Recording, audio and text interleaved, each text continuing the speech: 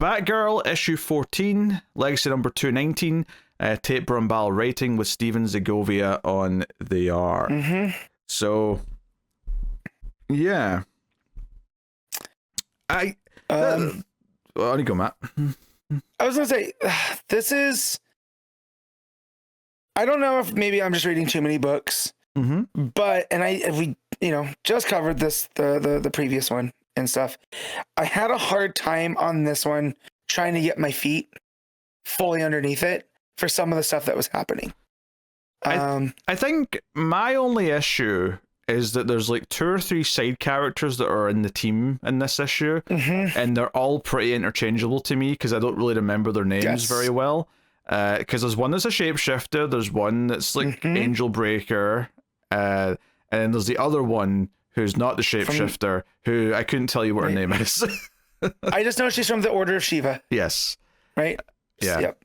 But I think I got everything though that was happening with Cass though, and I think that's the important part. Yes. And not only that, but specifically, like, obviously she's angry at the start of the issue. She wants to take out the big guy, but as it goes on and she sees that this is a community and that there's like children and like families crying because the fighting's breaking out, I think the points that it's making are landing. But I get what you're saying though.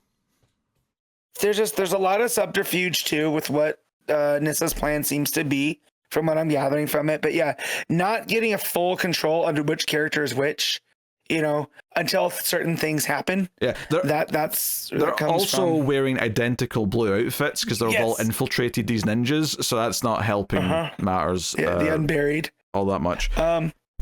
However, Cass's relationship with her brother, I've really loved how that plays out here. Because there's as Cass is going through this, there's this, she's having like almost this vision of Lady Shiva, and it almost is like taking the form of her doubts, or it's her doubts taking form, and it's telling her like these nasty things. And when it gets to Tenji, her brother, he's like, he had the life you never got. He was only protected. He wasn't trained to be a weapon. Why do you care about what happens to him? And then to see Cass come through that and go to help her brother anyways, I thought that was a really good use of Shiva, throughout the book.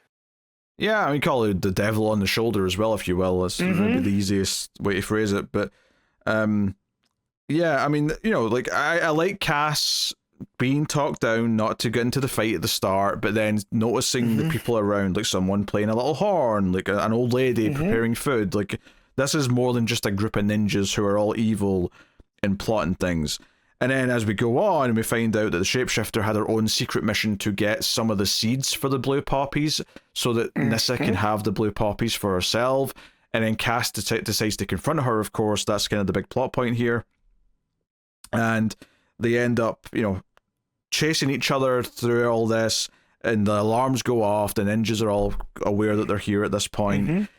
So the plan's breaking down, and then Cass obviously goes to try and help her brother, and that part that you were talking about is maybe the high point of the issue, is like Shiva in her head saying, "Don't bother with him. Like you don't need to save him. He's weak, not like you.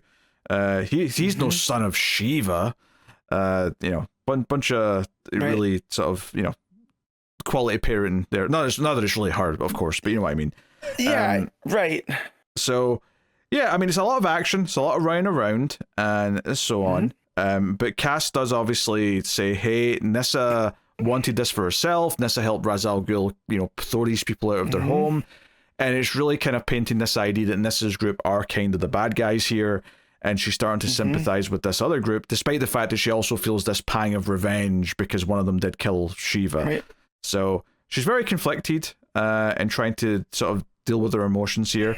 The issue also kind of reveals at the end that after Cass has like destroyed the seeds so that Nissa can't get them, it's revealed that the ninjas, the Unburied, do still have some left. That's kind of the reveal at the end where he's holding up like the blue flame and he's like, yes, they didn't get everything.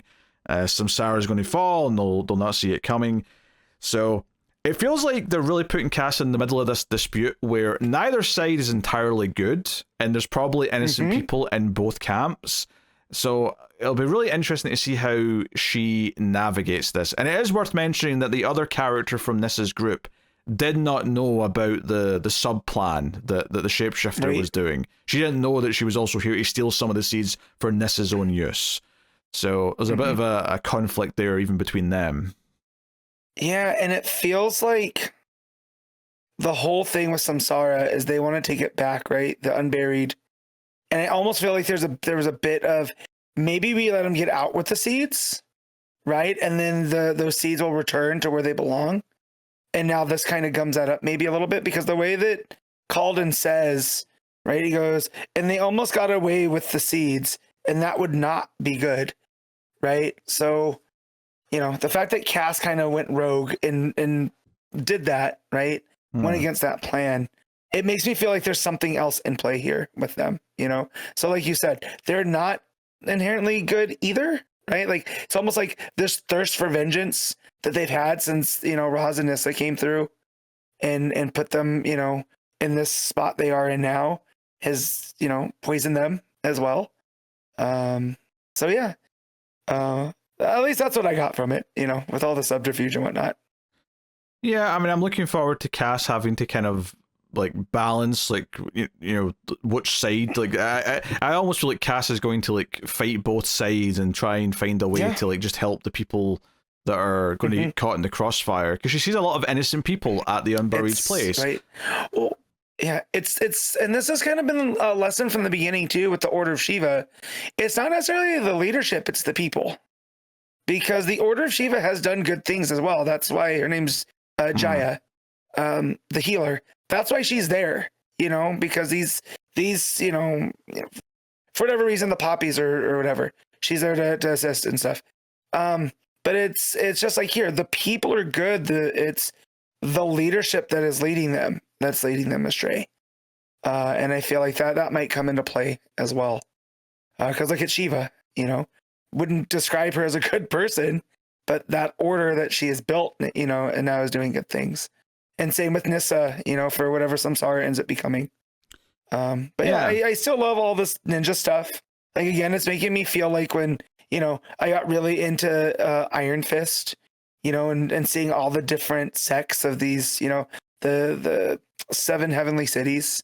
And so all these different ninja groups or whatever, I'm glad they're all distinct, right? To, you know, they all have their own look and whatever. It was just, in this one, everybody wearing the unburied stuff was just a lot to try to keep track of who was who on each page. So yeah, I mean, none of the dialogue mostly gave you the context of who was who, but it definitely visually didn't stick out necessarily, and especially since there was some pages where it was skipping between, I think, the shapeshifter and Jaya, you said her name was, like, I think at one point it was cutting between those two characters, and when they had their blue hoods up, there wasn't really any visual difference between them, right? No. They were very, very similar looking, and that was maybe throwing a little bit of wrench into the flow. I mean, it did mostly flow well in terms of the action for sure, and I did really like this idea of Cass constantly questioning, like, what are we going to do here? Like, do I step in and stop this plan because it's actually something nefarious that Nissa's sent us here to do? Do I go and help my brother? You know, and ultimately she keeps making these moral choices. And I think whenever Cass is put in a situation where she has to try and decide what the right thing to do is, I'm usually having a really good time with that. Because it's like her heart and wanting to do the right thing is a big part of the character. So I'm into all that. And Segovia's art, well, it's not the usual artist, so, and I can see the difference. It is good. Like, it is solid art. It's still decent. You know, the action sequences when they get going are really good. And you know, all the stuff with the Angel Breaker I thought looked cool. And I do like also Cass halfway through the issue puts her cowl on, so she's got like the blue ninja outfit, but she's got her head sticking out with the bat cowl on. If we get a redesign out of this, and we get that ninja Batgirl kind of vibe, I think that'd be cool. Something similar with the hood or whatever. That's not quite her orphan gimmick, right? But something here, the big and bulky. But yeah, another thematic thing picking up on as you were just talking about, you know, about her brother too, and belonging, is like, for as much as he is Shiva's son, he's also Bronze Tiger's son, and I'm wondering if that's also going to come, you know, the ultimate revelation to Cass is, as much as she's Shiva's daughter, she's also Batman's daughter, right? And that, you know, she's allowed, you know, she'll always be caught between these two worlds, but she's going to pick the one ultimately that protects. And so that's what that was kind of put in there with Tingy, right? That ultimately that's, you know, he was only protected and all this other type stuff. Yeah, I mean, the way you said that as well, you said like he's also Bronze Tiger's son. I'd say he's mostly Bronze Tiger's son because he saw Shiva like once a year or whatever it was. Right, but for the sake of the story, right? That's what the drive between them is, right? Is that's Shiva's son, right? And so then that Cass will pick what she's defined by. She's not going to be defined by others, and whatever. And I keep getting that, you know, BROMBAL throwing that in, you know, a lot through here. So to see that come up with the relationship with Jade Tiger here too, again. But yeah, no, it's still a book I look forward to every month. Like it is so good. Really enjoying BROMBAL's Batgirl. Yeah. Well, go ahead and rate it then, Matt. I'm gonna give this an 8. Yeah, I'm gonna go 7.5. Just knocking it a little bit, just because of the some of the characters sometimes been hard to distinguish because they're all wearing the same blue outfits. But I like Cassie's what she's faced with to make decisions on in this issue quite a bit. So curious to see where we go with that.